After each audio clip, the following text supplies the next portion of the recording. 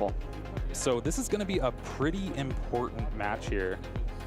I know, especially like 5-0 in a matchup that you know is going to be so common, right? Because I think Duraludon was one of the first things players kind of pivoted to take down the Mew VMAX outside of like another mulligan. Has to keep fighting. This is the other issue with, right, the Duraludon is you run so few Pokemon, the rest of the cards in your deck are there to support them. This is going to let Mew start out with 2 extra draws right now. Yeah, and if you want to not do something for Mew, is just give them a bunch of extra cards that they can do for the first few turns. 2 extra shots at that Battle VIP pass. That's all you need, Jeremy, is that Battle VIP pass. You pull out the gold card, and they pull the curtain back and say, oh, welcome to the VIP lounge. Here's the red carpet for your Genesects. Oh my goodness. And we did find a starting Pokemon. Looks like we're off to the races. Gonna take these free draws from the mulligan. 1 and 2. And now the prizes are coming down. Tower of Darkness in this list. Yeah, 2 of them. That is the one thing about Ian's list. Playing a list very similar to Natalie's from Brisbane, but is opting with 4 Tower of Darkness as their stadium count, and along with the 3 double turbo energy. So really just, I don't need many stadiums. I'll kind of get rid of them as I go through. Yeah, I wonder if the Tower of Darkness is a stadium that you're putting in to bump the opponent's stadium, but one with an effect that your opponent cannot use. You aren't going to accidentally benefit your opponent like we saw in the previous game where your opponent might be able to use the training court or the Rose Tower to get some extra cards. So playing the Mew, but also a little bit of a mean way. Yeah, we'll have to see, but you said it. There is that Battle VIP pass, grabbing 2 Genesect, 3 in play now, and this is just exactly what Ian wants to see. But at the very least, Dominic does have the Arceus set up in the active spot. This means on the next round, we can hopefully get something else benched, move a little bit further into that game plan, look for the Duraludon, set up for that Arceus V-Star. Again, these lists run very few Pokemon. The rest is support. Having that Starbirth ability to search out the key pieces you need to get fully stabilized going to be incredibly important here. And we'll see how Ian responds to this. Do you want to just focus on setting up on your own? Or are you going to pivot to something more aggressive to disrupt Dominic? Well, you have a pretty good start there in a heads off of that Cramomatic, discarding that escape rope, but being able to search for any single card, maybe another Battle VIP pass. Oh, it is still the first turn. Yeah, you can keep chaining these. Oh, there it is, right off the deck. Here's the shuffle, and now Battle VIP pass going to fully fill out this bench. We're looking for hopefully another Genesect, maybe a Meloetta. Yeah, you could also opt for the Mew, as Mew VMAX is probably the most important card in this matchup to be able to take down those Duraludons, but you do kind of want that Meloetta to get that first KO.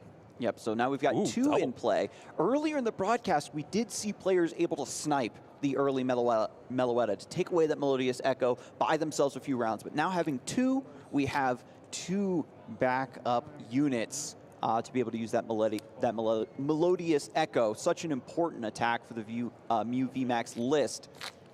But now Quick Ball, again, searching through the deck even more. And this is still turn 1, really popping off thanks to those extra cards from the mulligan. Yeah, while these games may not last more than 3 or 4 turns, these single turns do take a while just for all the deck search and shuffling that every deck has available to them, really. It's we're kind of an embarrassment of riches in being able to build a deck. So Choice Belt does come down on the Mew, and now the Genesect are finally being activated, and another Battle VIP pass. You can just throw that down, whiff it, right? And then thin the hand even further for the remaining 2 Genesect Fusion Strike systems you have available to yourself. And well, the one awkward moment here is you will have to discard it with the Ultra Ball. It's not super awkward, but with the full bench, you can't play the Battle VIP pass. Oh, yeah, so very easy to do with the Ultra Ball, which we see here resolving. Discarding 2 more cards, and this allows you to search your deck for any Pokemon, put it in your hand, and so now we've got Mew V Max. That'll be ready to go for the next round. A little awkward. I think I do see the Echoing Horn in Ian's hand. That's something you want to see a little bit later on when you want to go for that Boss Echoing Horn combo for a game to get your last 2 prizes maybe. But Could be unfortunate if you have to kind of discard it to search for the Alessa's Sparkle next turn, something like that. But Rotom Phone able to find another Cramomatic here, and Ian has gone through a ton of cards already. Look how small it seems that deck is right now. Rotom Phone, again, you look at the top 5 cards of your deck, and then you can put the cards you chose out of those 5 on top, shuffle the rest in. So now with this final Fusion Strike system, if we can empty the hand a little bit further, we can guarantee to get that card this round if it is important. But looks like just a pass of the turn. Yeah, still thinking about what you want to do. Yeah, the setup is here. Another play for that Rotom Phone is a lot of players can Rotom Phone to the top of the deck for like an aggressive Marnie maybe. Okay. So you can get a card that you want on top, like the Stadium, to bump like a Path to the Peak kind of thing. But here we see so there's the collapsed Stadium. Again, this is going to limit both players to just 4 bench slots, and so the other Meloetta goes to the discard pile. Want to keep the Genesect, obviously. Another angle with which these players are trying to counter the Mew VMAX. Is that the Mustard? Yeah, this is my favorite card in Standard right now. It is single strike style Mustard, and being able to get a single strike Pokemon out of your deck and directly onto the bench, that means that Duraludon VMAX is ready to get going soon, and you get to draw 5 cards. Not too bad. And so we talked so much about Ian's explosive turn 1 with the Battle VIP pass, the Genesect drawing cards, but Dominic able to respond in kind with this massive single strike Mustard, getting their key Pokemon, Duraludon VMAX, on the bench, and then drawing 5 cards. And we've got the Marnie, that disruption that might be able to find the window of opportunity to hopefully put Ian in a tight spot. But now, the ball's back at Ian's court. We've got the Mew VMAX evolution here. We've got the Elisa Sparkle we see in the hand. Could get some Fusion Strike energies back out of the deck and into play. Power up the rest of this board. And this is where you have that kind of awkward hand. Dramatic, and it is Tails. Don't get to search for the card, but you're still thinning your hand down. Very important.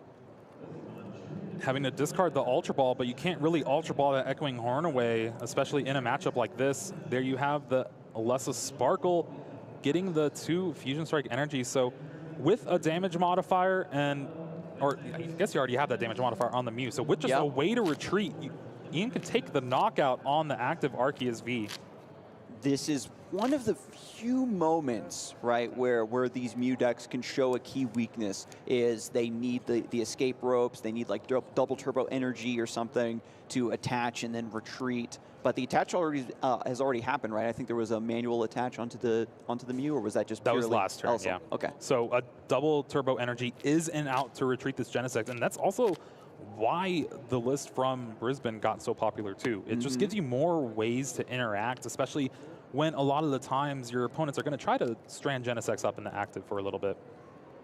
And now with that collapsed Stadium getting bumped, we can hopefully get another Fusion Strike Pokemon down. This is going to allow your Genesect Fusion Strike system to get you even more cards, drawing back up to 6. Oh, no. Is there a way to get out of the active spot, though? I don't think so. And the Rotom Phone is not going to be useful with all the Genesects already being used up.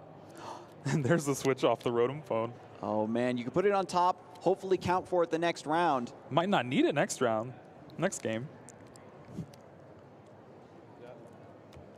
I think it may be the boss's orders.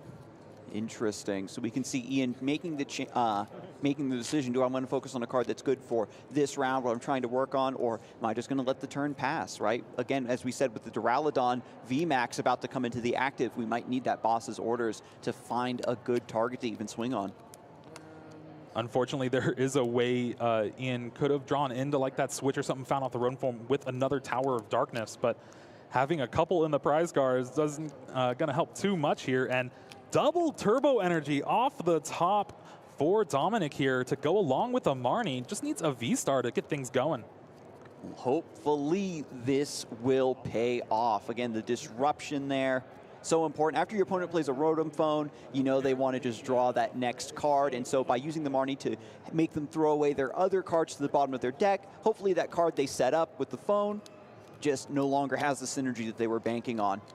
Very key turn, trying to go for the disruption. Tool Scrapper to get rid of the Choice Belt. That's still pretty big. It's the damage modifier needed to take the knockout. To go along with that big charm, too, it's going to be a little bit harder to knock this Arceus V out. But unfortunately for Dominic, did not find the V-Star.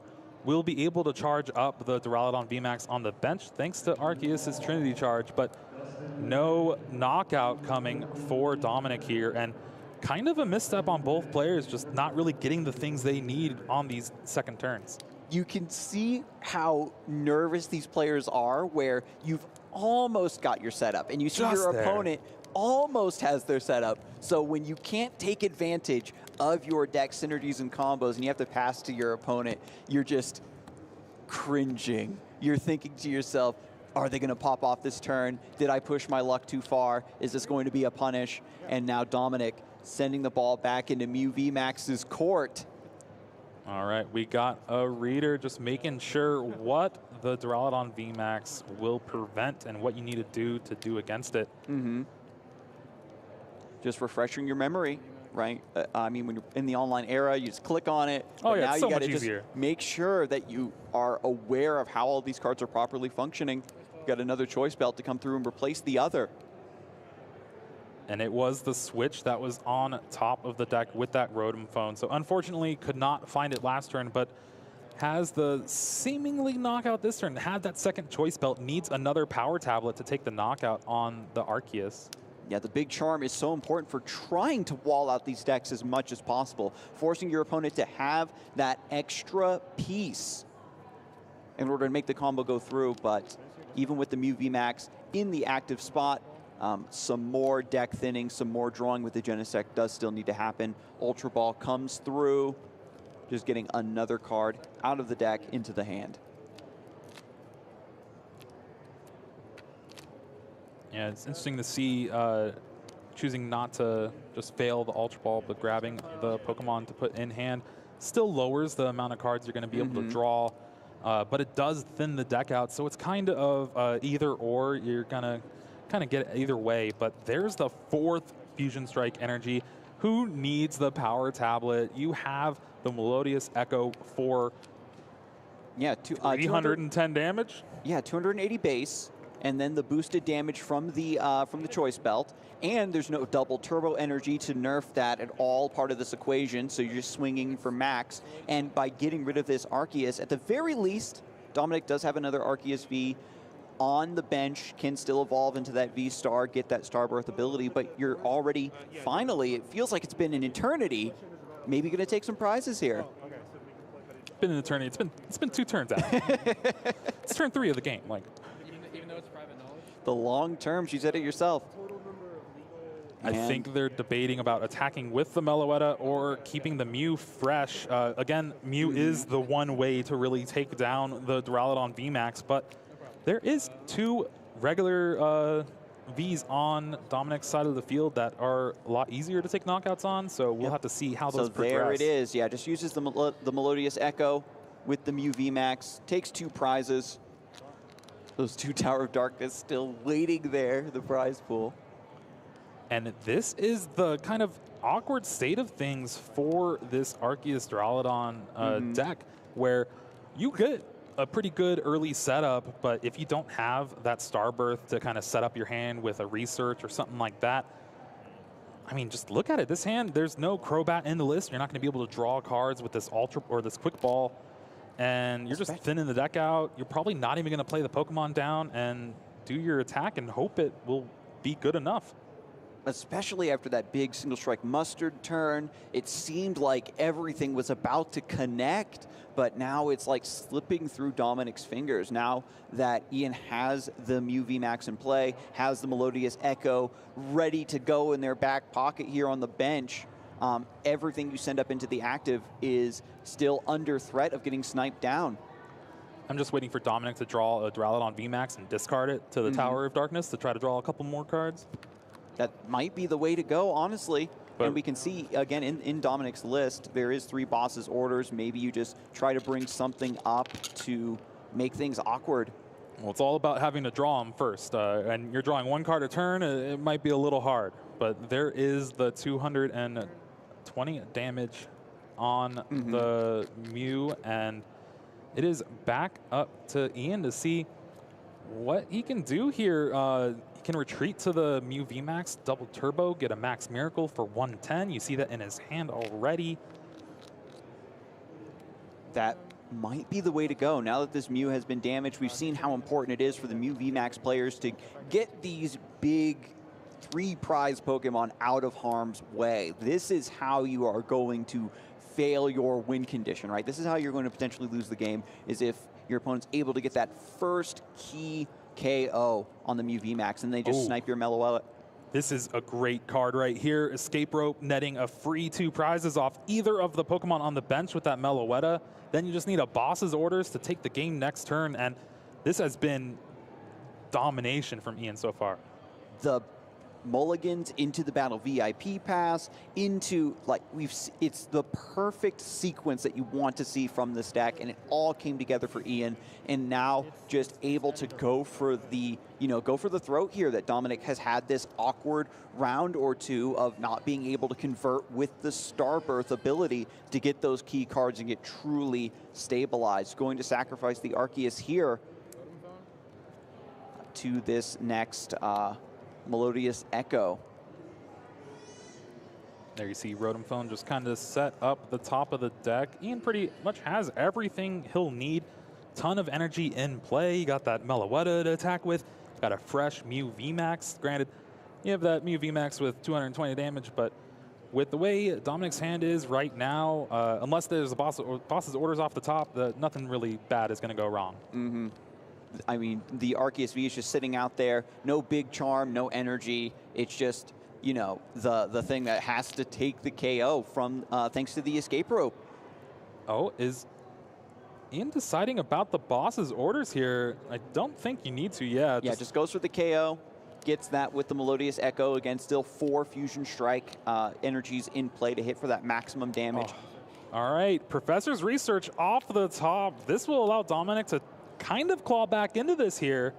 Needs to find another Duraludon VMAX just to and there's get those the prizes off. V-Star just around too late. Not able to take advantage of the Arceus. Does get the VMAX though. So now we have double Duraludon. It means that your opponent doesn't have that boss pivot. This will all come down to Echoing Horn now, I think. Echoing Horn, very easy to find.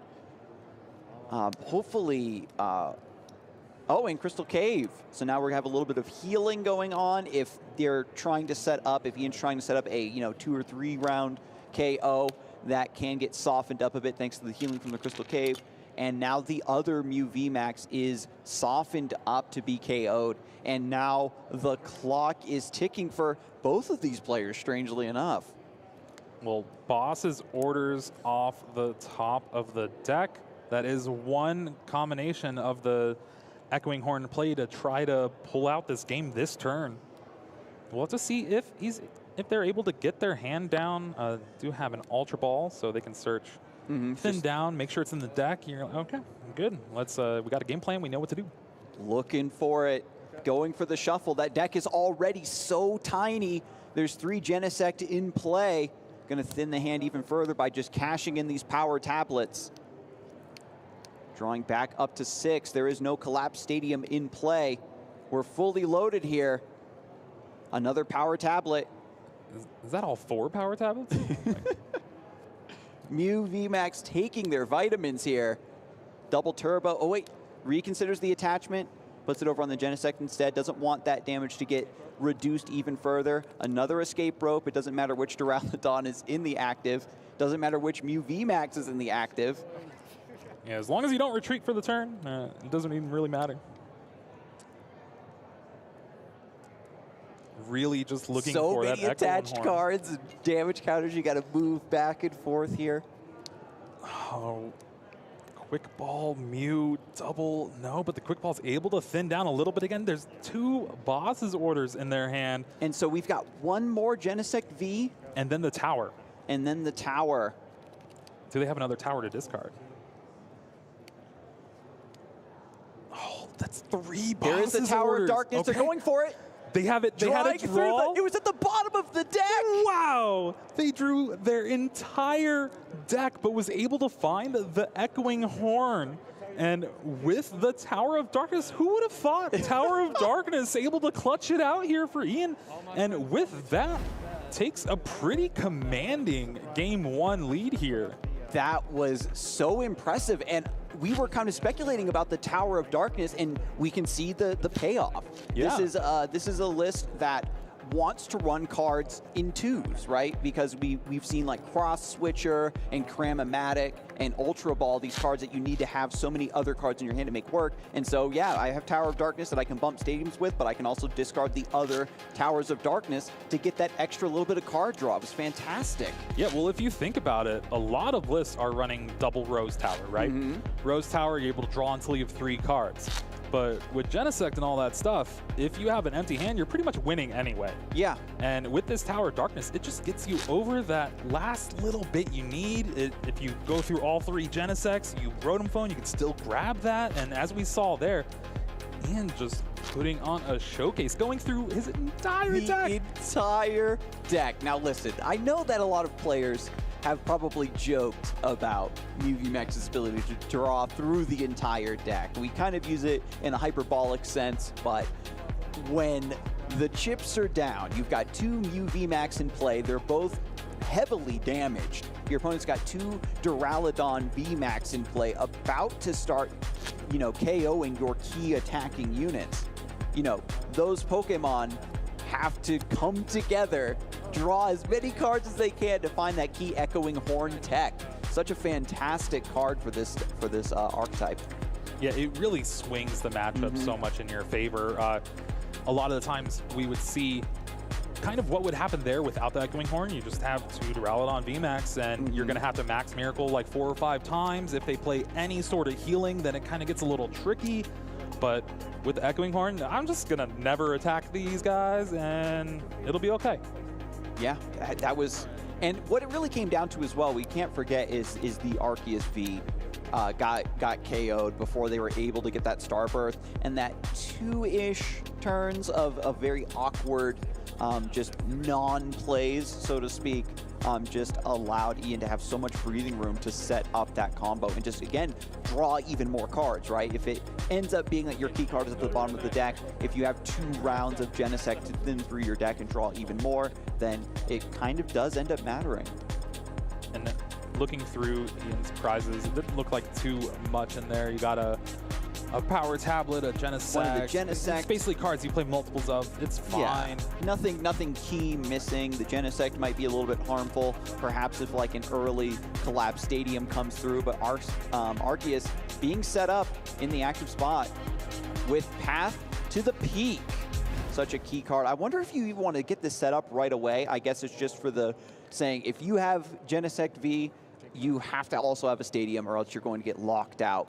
And it's so important to just commit to the disruption of Path to the Peak, I think. And hopefully you don't expect it to be in play the entire game and lock your opponent completely out of the game. You just need it to slow them down as much as possible while you try to get set up. We've got 2 Arceus hitting the bench now. So now with 1 in the active, 1 on the bench, we have 2 potential options in order to get that super important evolution. Yeah, well, if you think about it, there's only 1 path in Dominic's list, and they're playing it just for moments like this. It's that turn 1 where you can be, all right, I'm going to force you to have it. If you can have all the Battle VIP passes in the world, but if you don't have one of those Tower of Darkness, you're going to pass your turn, and I'm going to be able to get set up. So there is 1 Tower of Darkness in the hand. Right off the top, bumps it. But is there the VIP pass? I'm not seeing it. Well, you do have that Cram-O-Matic, you have a Quick Ball as well, but wow, unfortunately, again, having that Echoing Horn in hand was able to be the MVP of the last game, but now you got to kind of figure out ways around discarding it, not really drawing into it. Now that we know the Echoing Horn, maybe it might get scooped up by a key Marnie. We saw that Dominic demonstrated very good instincts around playing that card.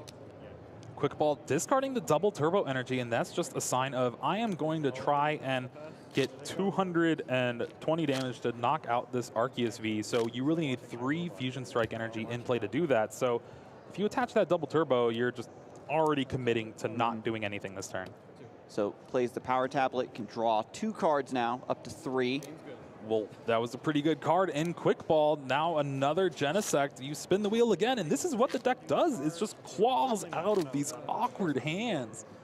It's impressive to see in motion, to be honest. I know that a lot of players have probably seen this so much, so Sick often. And tired but of it. I don't know. Like when you see a list, I even complimented the Raptor Strike Malamar, right? Having these decks that just have this overwhelming synergy, just running like a well-oiled machine. And there's one Genesect in the prize. It doesn't matter. We've got the other 3. And then the VIP pass. What is going on here? Off of the draw. So now we can get another Mew V. We can maybe get the other Melodious Echo here set up on the bench again. We need a heads for this Cramomatic. Oh, no. Lessa Sparkle is what is needed this turn, and along with the power tablet, take the knockout. But with that and the 4th Genesect being prized, there's not really much of a way for Iain to continue drawing here. There is, I believe, I saw another Tower of Darkness. Yeah, we got 2 cards though? 2 cards, make it happen. Make the miracle happen. Okay, and this is turn 1. Even if you don't get the perfect, absolute, amazing setup, things are looking pretty great so far. Yeah, we'll have to see if they opt to Tower of Darkness. Could be worried of maybe another path, but yeah, you got to go for it. You got to push the advantage that you have, and nope. Nope, so this might just be a pass. Mew does have free retreat. Are you going to put a Genesect up? I do like putting Genesect up just because double turbo energy will make it to where they can't take the knockout on Genesect, but can take the knockout on Mew. And here comes Arceus V-Star into the research, drawing 7 cards here. I don't know what one of those cards was in Dominic's hand before, but Collapsed either of those. Stadium also bumping that Tower of Darkness, and which one of these Pokemon goes away? This is the rough point. You're going to get rid of the Mew, but then the Mew's going to get knocked out. If you get rid of a Genesect, you have 1 prize. That means you only have 2 for the entire game. And then, of course, the Meloetta, you can still send that up to attack, but it has such low HP that you're going to get cracked back and be left with potentially no attackers. We'll see if this is the right choice.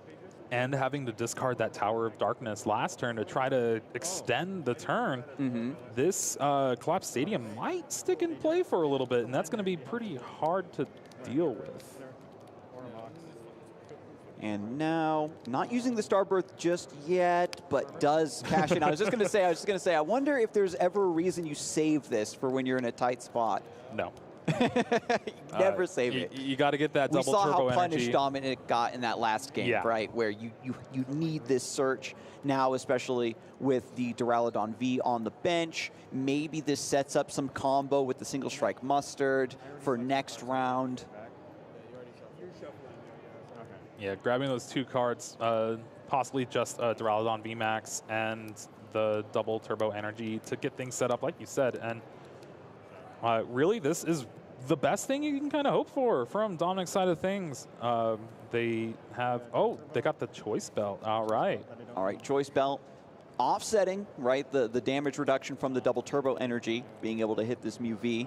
That's big because it does mean this Arceus can take knockouts on Genesect Vs. So going forward, that could be the game plan that Dominic has. We get the acceleration here from the Trinity Nova. 3 energies coming through onto this Duraludon, I imagine, and then 2 prizes coming in the hand for Dominic. Once this shuffle is down. Yeah, that's the biggest thing about these in real life events is a lot of shuffling. 1 and 2 from the Mew V. Still a boss's order there in the prizes. And what's interesting too is when you see boss's orders in the prizes, once you get that second KO, the boss comes to your hand, and then you start rubbing your hands together, waiting like, now I've got the final piece to get that next KO I'm going to need to end the game. And Iain in a rough spot thanks to the Collapse Stadium. Has the Mew V in the bench, but has to find a switch, right? Has to get this Meloetta out of harm's way. Finally, I was going to say finally found the supporter needed, but it looks to be just a boss's orders here. Really still digging for that Alessa Sparkle. And yeah, there's only one fusion energy in play. We got to do a lot more work here. The setup was there, but now we need the payoff. Here comes the switch. Again, just thinning the hand down. You got the Echoing Horn you cannot really play. The Battle VIP Pass you can't play. You got that Power Tablet that you don't really want to play right now. And the boss's orders. Just draw for one. And, oh. So awkward. Yeah, and the scoop. We are going to game 3, and that was very just smart. Unfortunate draws. Yeah. Yeah. One of the biggest things in real life tournaments is being able to know when to concede and give yourself enough time to finish this last game. Yeah, it's so important here to go into game 3. Just it's 1-1 right now. This late into the Swiss rounds, players, as we already talked about, they want to get this win to essentially guarantee their top cut. They don't want to take the tie here and be under that time pressure heading into the later rounds. So just saying, this is a really awkward situation. My opponent finally got set up thanks to that Starbirth ability, and we're going to shuffle the cards and go again. We'll see if Iain is blessed with another explosive opening turn. Yeah, we'll have to see, but with that concession for the second game, you got 20 minutes left. That is plenty of time to play this matchup. Even a matchup that could be as grindy as Duraludon VMAX. We'll have to see if the cards will come up in the right order. That's basically this whole Mew VMAX deck is, do I draw the cards in the right order, and am I making the right discards and plays to maximize those odds? The card draw is maximized, but if the cards you want aren't the ones you're drawing, we can see there how you just run out of steam. You have no threats, you have no ways to empty your hand, and just being able to brick like that is just so unfortunate. But oh no, we're getting a little bit of a deja vu of game 1 of this set with the mulligan already coming through. Yeah, well, that's what happens when you run just 6 basic Pokemon in your deck. There's just those Arceus V and Duraludon V, not much else, and so kind of have to play like you're gonna probably mulligan a few times. Prizes are getting set up here finally. Those are scary prizes so far. A Genesect. Oh no! Oh, 2 Fusion Strike energy in the prizes. Double Boss's Orders, double Fusion Strike energy, and a Genesect. This is gonna be a very tough game. All right, and 2 double turbos in the prizes for Dominic. Could prove to be a little bit awkward, but starting off with Arceus, gonna be nice. And here's the thing, right? You start your turn 1, you get to search through your deck with your Quick Ball or your Ultra Ball here. And these players, they always take that time to look, right at the start of the game, take a look and see what's missing from the deck. And once you realize that those Fusion Strike energies are missing, it's going to hit you like a ton of bricks. Well, Iain didn't look yet just yet. I wish they would a little bit more. Building some suspense here. Oh, this is not going to be a good search later on, but for right now, it's okay start. Double Genesect V. To be fair, we do have double turbo energy as a backup. It just means that your Echo is going to be underwhelming, and we're just going to have to start spamming Max Miracle. Maybe this is the game that you were talking about, Jeremy. Yeah, we'll have to see. You even got that Alessa Sparkle in hand. Oh no. I don't think Iain can go down to 3 cards. We'll just have to pass the turn here. And I guess the one unfortunate thing about Dominic's prizes is with the 2 double turbo in there, it's going to be a lot harder. Oh no, the path to the peak comes down at the perfect time, saying you've got the double Genesect set up. Your turn 1 wasn't as explosive as we've seen over and over again on the broadcast. Might be locked out here, giving Arceus so much time to get set up. We've got Pokegear 3.0. Unfortunately, the one card Dominic is missing is that double turbo. Having 2 of those prized means you won't get that consistent Trinity charge off as much as you'd like going second. But with a medal, you can at least get that Trinity Nova going on the next turn. But you have a Duraludon V, and at least from our side of things, it's looking pretty good for Dominic. Granted, with all of Iain's prizes, that path to the peak. We'll just have to see if they're going to be able to close it out with 16 minutes to go. They have plenty of time, but Dominic taking the time to shuffle here. this is important as well. The players kind of get in this zen mode where they're shuffling the deck. Pokemon has a lot of shuffling going on, but during that time, you know, they're thinking about what is my next play going to be. And now we see Dominic attaching that metal energy, as you said. They got the professor's research. So. Okay, yeah, can discard the research. Maybe looking for that double turbo as their attachment for the turn instead. It's going to be awkward if you do miss an energy attachment here, but finds it. Let's go. Double turbo energy. This is going to enable the Arceus to be able to use its Trinity Charge finally this round. Again, just thinning out the hand. Thinning.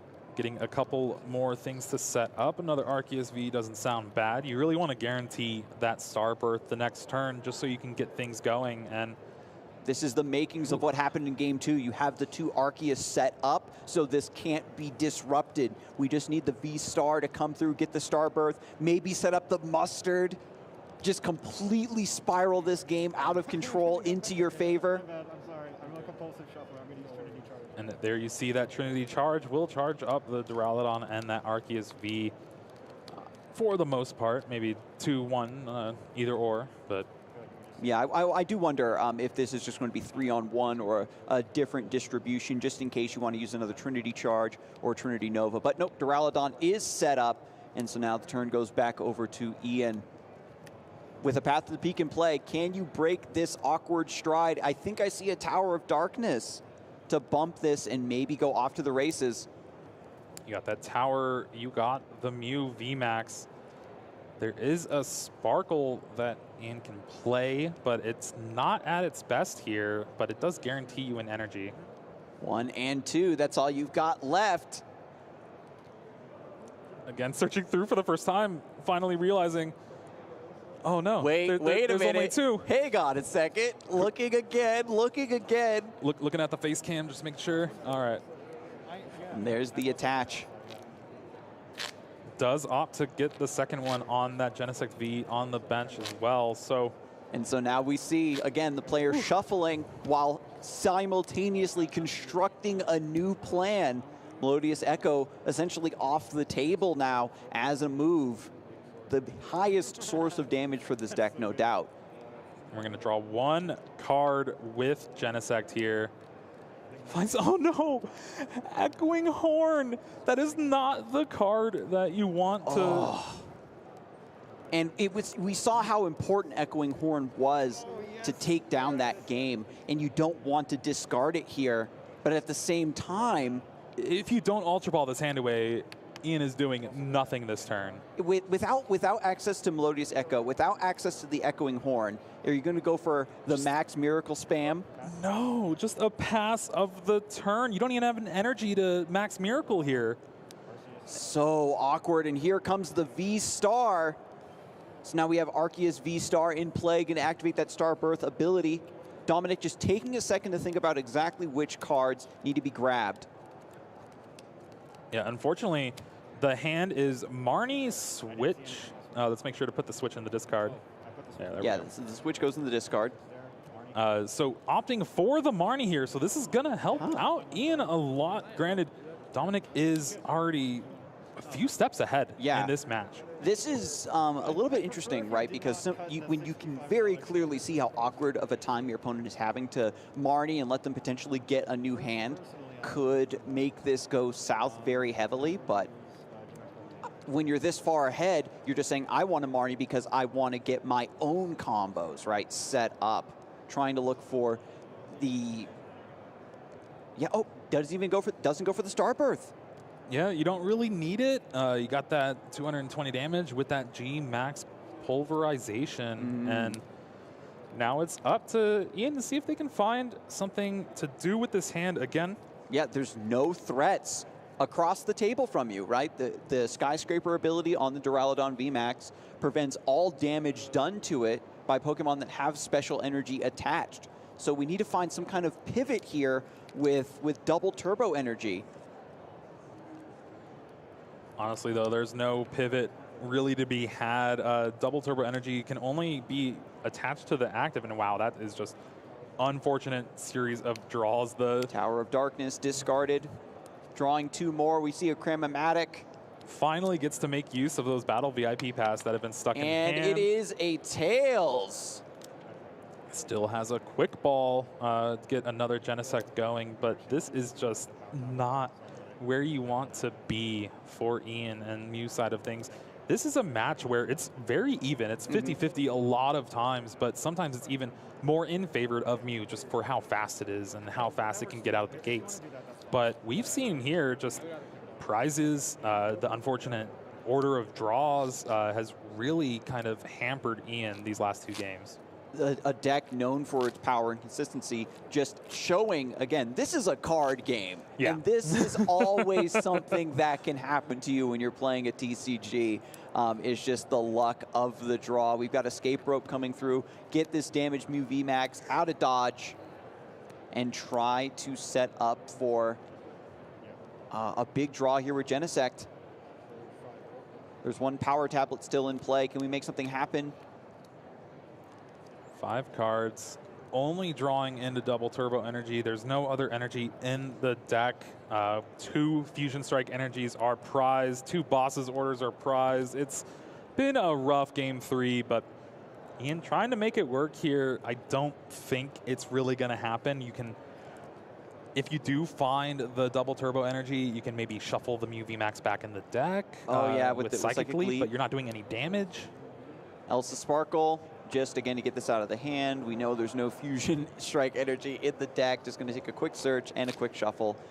With the Oricorio now being put on the bench, this will allow a draw up to 6 cards now into the hand. Yeah, those were some bad prizes. And just thinking is, do I want to thin this hand even further? Yep, with the Ultra Ball. Ultra Ball decides to fail it. Just goes for the shuffle. And now we're going to draw up to 6. We've got 2 more Genesect, if I'm not mistaken. I believe so, but it's honestly hard to keep up after a while. All this shuffling, all this drawing, the players are super keen, and of course the judge right there at the table with them are going to keep eagle eyes, make sure everything goes according to how it's supposed to. But there's the double turbo. So we'll be able to do an attack this turn. Iain really frustrated here, floundering a bit. Probably, out of all the games you play with Mew VMAX, how many games out of 100 do you prize 2 Fusion Strike and still aren't able to make something at the very least happen? Not very many. It's granted, there's only 4 of the cards in the deck, but yeah, you take knockouts so fast that you really only need the 3 for the big V knockouts early. And here we just have the Psychic Leap. It will do damage because it's against the Arceus V-Star. Yeah. So I misspoke earlier. So with the Power Tablet, will deal 80 damage thanks to that double turbo. I think players are just trying to figure out that math as well. And it is a big number, 80 damage. A little bit of chip damage. This is going to offset like the big charm and things like that we saw earlier.